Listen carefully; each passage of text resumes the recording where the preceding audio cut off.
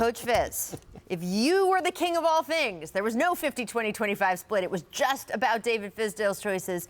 Give me your all-star starters. All right, so they got it right. The fans got it right on the West. Okay. I think Harden, Luka Doncic, Kawhi, Bron, AD. I think that's the starting lineup out West.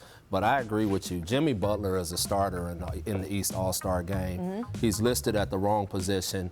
He should be the starting two guard on the East. And then to me, I think it's between Ben Simmons and Kemba Walker as the point guard. But the other three guys, absolutely. Antetokounmpo, Siakam, and Embiid, they all deserve to be starters. But again, I think Jimmy Butler is the one that's being left out of this. So you can't put him where you'd want to put him, so you put Kemba Walker and Ben Simmons in your two guard spots. He basically just violated the rules by changing the game. Well, no, he put in it by the rules. It'll but be he's saying that Kemba he and would Ben Simmons under the certain yeah. rules. But I just think that there's just no way Jimmy Butler shouldn't be starting. You're the number 2 team in the East. You're the catalyst of the team. You're a two-way player. To get that young team to where they are and him being the leader, he should be the starter in the East. So could you knock one of the forward starters on your list there out for Jimmy? I can't, because those other guys, they really deserve it, and that's their position. Right. And so I just think it's fair to them that they get to be listed at their position. I just feel like Jimmy Butler is a 2 guard in our league, and he should be listed as a 2. Yeah, technically, Duncan Robinson is listed as the Heat's starting shooting guard, which, if you watch them, it's not really true. He plays small forward, but it's sort of a gray area. To me, Rachel, the only place where this was tough in the media vote was that East guard, because you can't put Jimmy. So the difficulty is, who do you give the 2 guard spots to? As Coach Fizz was just talking, I'm going to go with Kemba in one. I went with Bradley Beal as the other one, but I'm going to be honest with you. You could make a case for Malcolm Brogdon. You could make a case for Ben Simmons. You could make a case for Trae Young. You could make a case for a lot of different players there. You're going to get heat for Bradley Beal.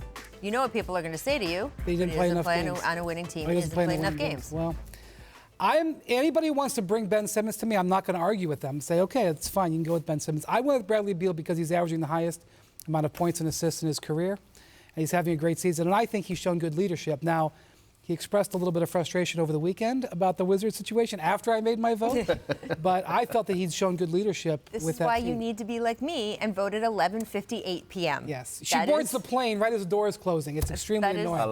That is my MO all the way through. The Jimmy Butler thing is interesting only in that the league will tell you, to your point, the Heat list him at forward, and they do. But that is really about the other 4 players that they think should be starting. And they got to put some guys somewhere. So Jimmy slots into that forward spot on the lineup. But he plays as a shooting guard. Yeah. And we all know it. And by the way, they're listing Paul George as a forward.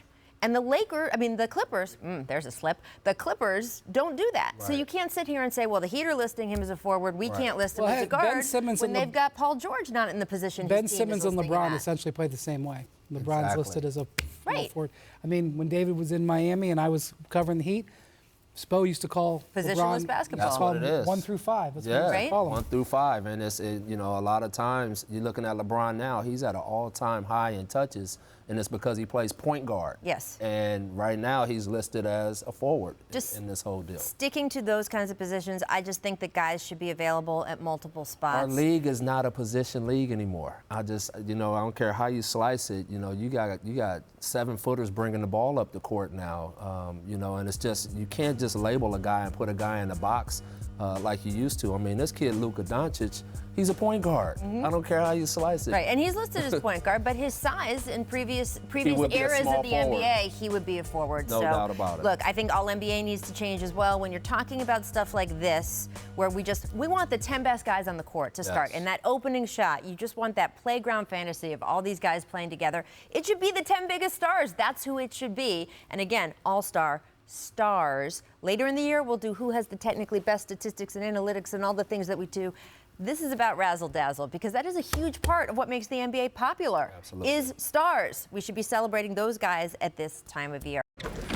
Thanks for watching ESPN on YouTube. For more sports highlights and analysis, be sure to download the ESPN app. And for live streaming sports and premium content, subscribe to ESPN+.